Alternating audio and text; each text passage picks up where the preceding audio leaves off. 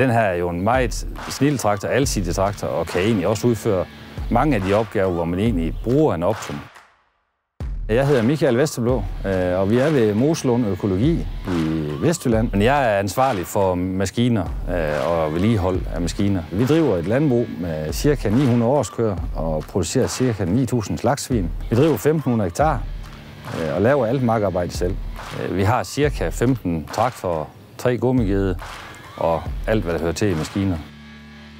Vi ser den nye KSIH Puma 260. Det er en ny model, der er kommet fra KSIH. Så den har vi kørt med nu i cirka 2 måneder. Omkring 100 timer, 125 timer. Har haft en rigtig god oplevelse. Så en 260'er kan jo fint køre med en gyllevogn. Altså, det er klart, størrelsen har noget at sige, men kan den godt, hvis man vil. Og ellers plov, har, så. Vi har en del med den og kørt med vognen, og har egentlig kun haft positivt at sige om det.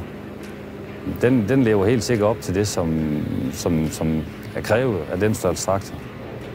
Selvom det er en stærk traktor, så er det stadigvæk en forholdsvis kompakt traktor. OK trækkraft i forhold til størrelsen. Det bedste ved 260'erne er helt sikkert kørekomforten. Dens venderadius er fantastisk i forhold til traktorens størrelse. Det er en rigtig lækker kabine, den nye her.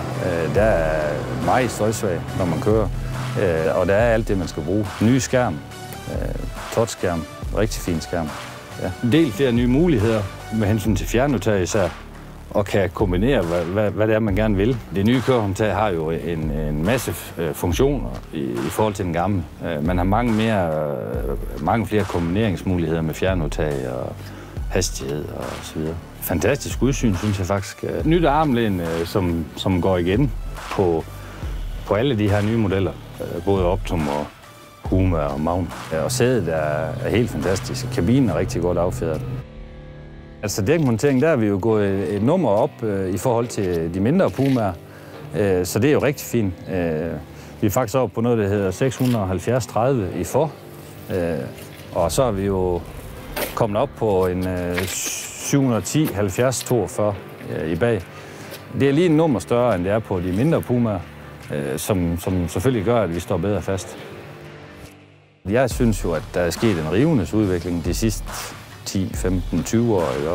Man kan jo godt nogle gange tænke lidt, jamen, hvad kan man egentlig gøre mere for at gøre det bedre, end det, der er der i forvejen. Men der synes jeg da helt sikkert, at den her gang har de også ramt noget, som er bedre end det, der var der foregående. Og det er jo især på komforten, altså støjmæssigt og hvordan man oplever det, når man sidder i kabinen.